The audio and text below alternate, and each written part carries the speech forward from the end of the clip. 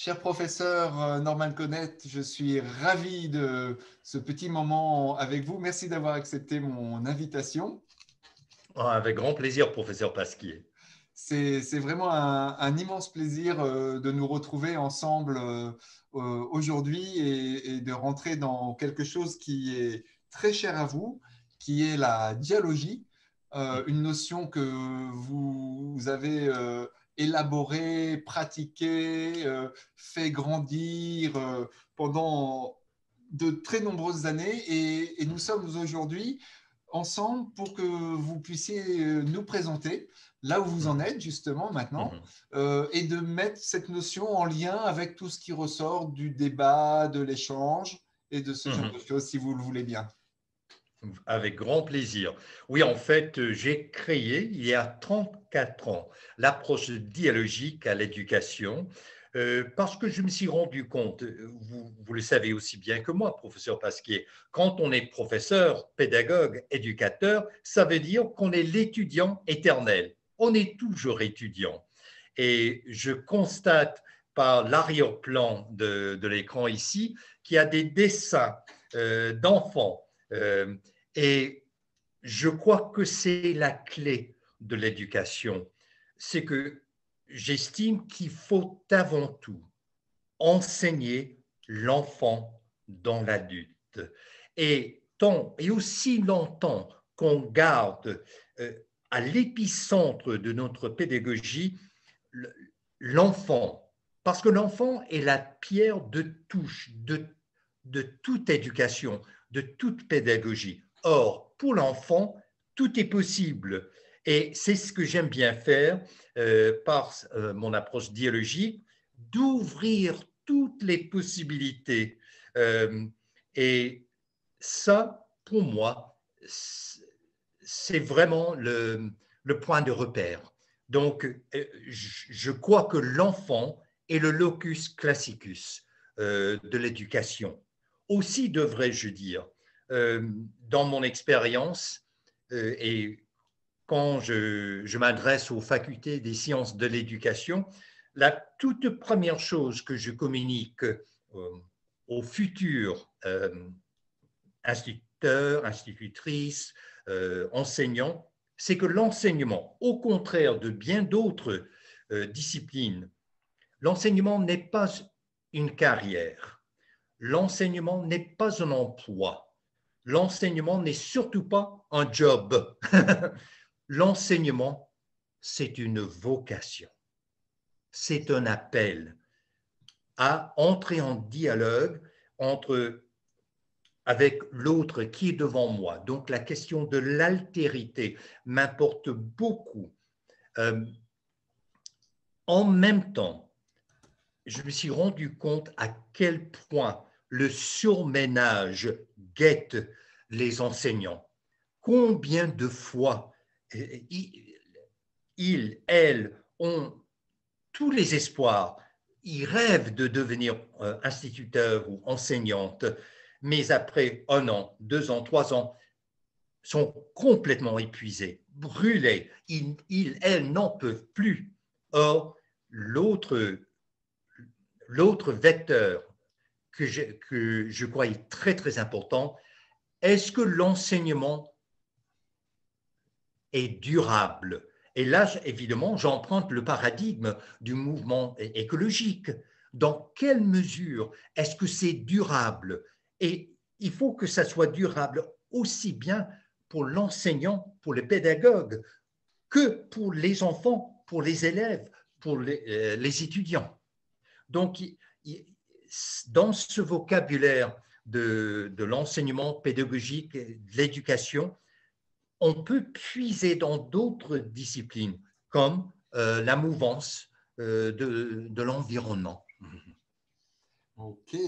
Alors là, je retiens vraiment 4 propositions très fortes que j'avais eu le bonheur d'entendre dans d'autres interviews ou d'autres vidéos en ligne chez vous. Effectivement, enseigner l'enfant dans l'adulte. Ça, je crois que c'est vraiment un point très fort, puisque chercher l'enfant dans l'adulte, nous amène dans des strates assez profondes finalement, où on va peut-être même toucher des dimensions, je dirais presque thérapeutiques.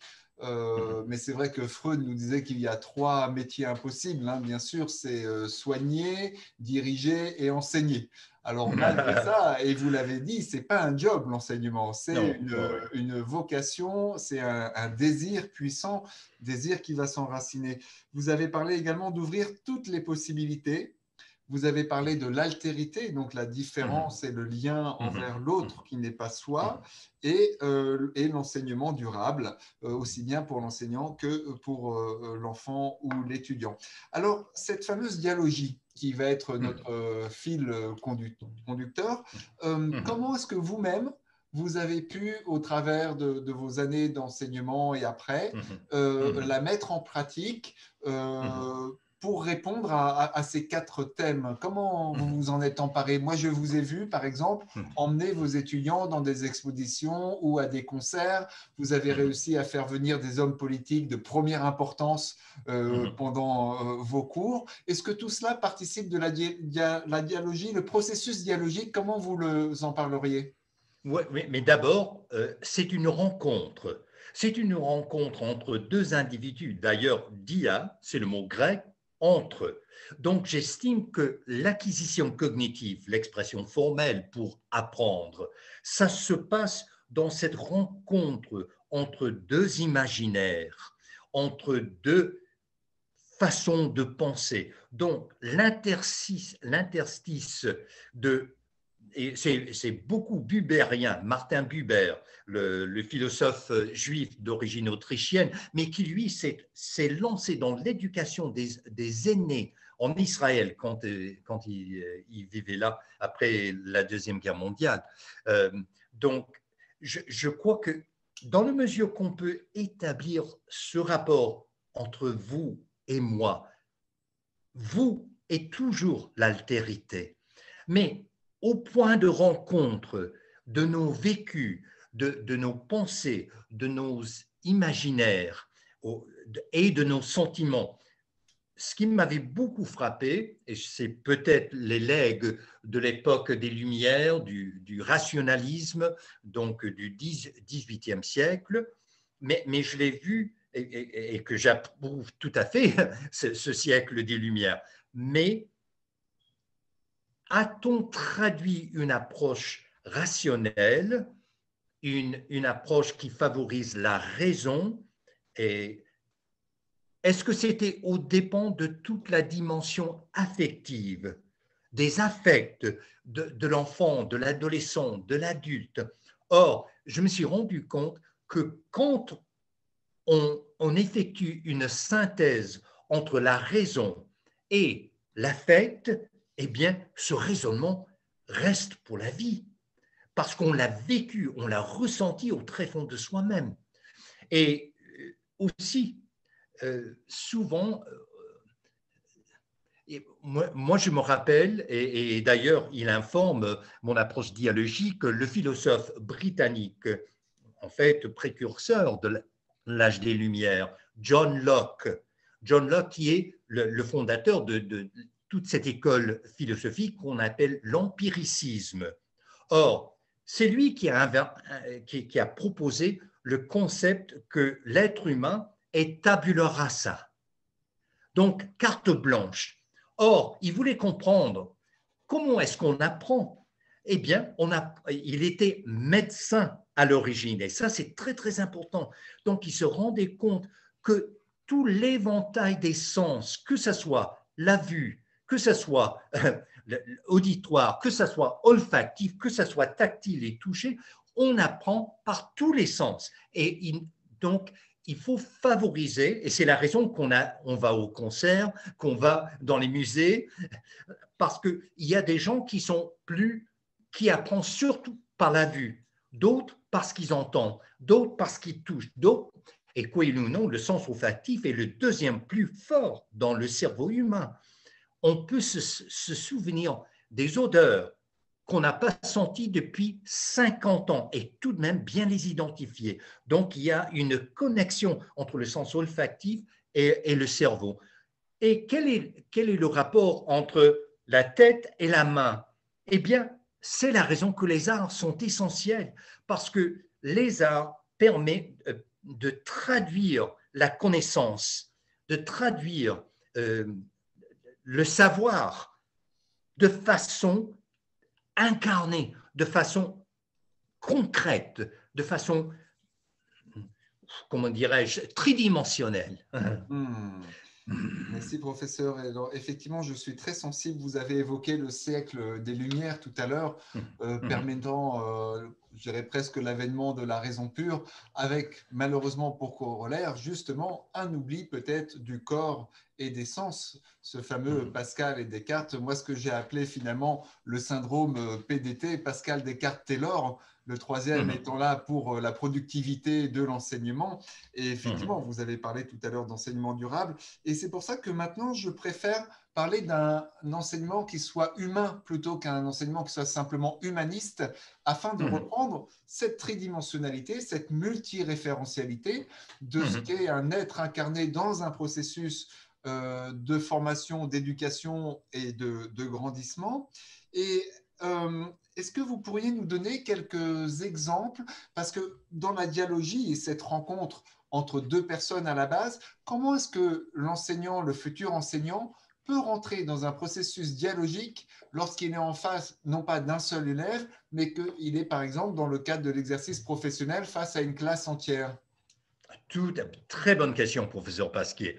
Or, je me suis rendu compte, après quelques années d'enseignement, que normalement, dans une classe, dans un cours, où il y a 50 étudiants et étudiantes, jamais plus que 10% vont prendre la parole, vont poser des questions, vont participer. Alors, on parle de 5 personnes parmi 50. Alors, j'avais un cas de conscience devant moi. Eh bien, qu'est-ce que je fais avec les 45 autres? Donc, j'ai créé, grâce à l'écriture automatique, moi je préfère l'expression, et évidemment je fais référence à André Breton, mais par l'écriture automatique est toujours écrit à la main.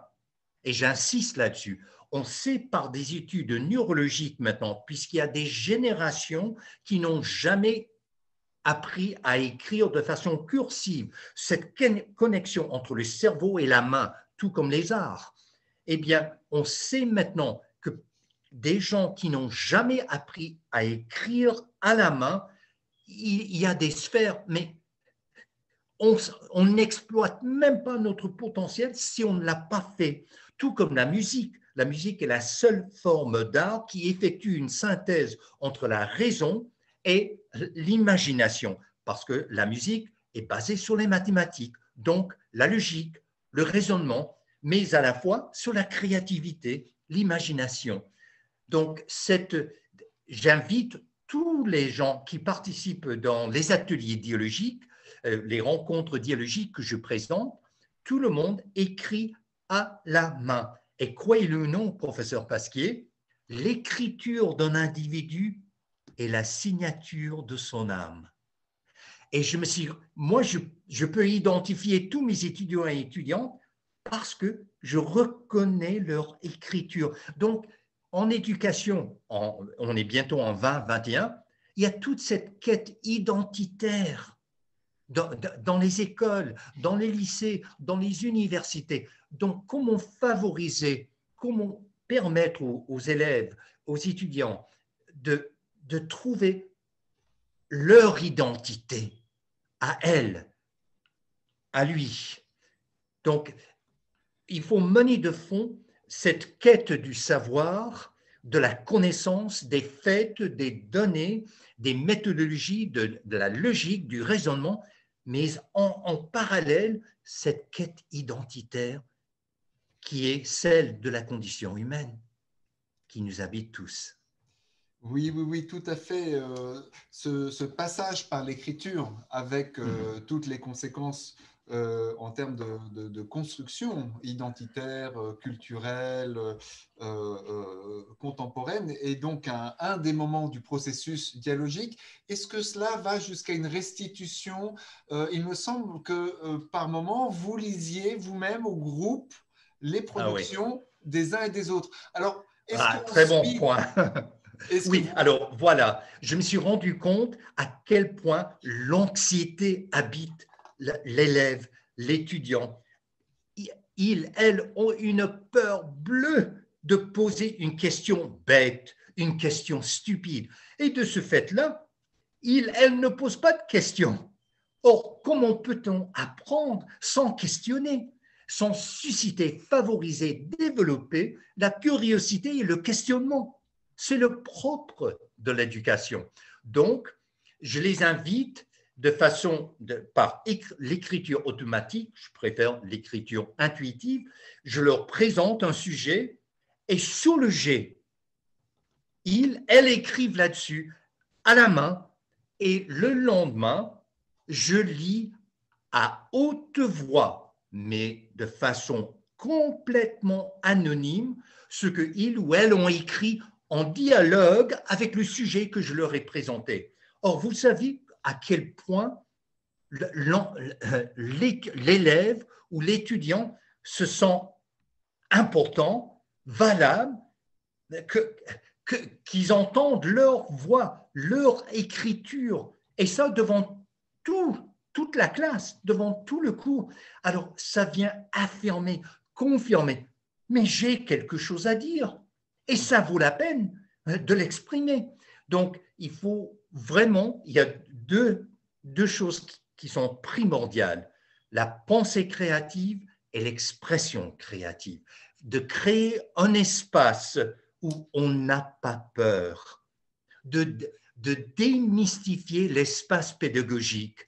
Et cette anxiété, cette peur, cette crainte qui nous habite de poser la question stupide, eh bien, ça, c'est la raison que j'ai créé l'approche dialogique et je lis toutes les réponses sans censure.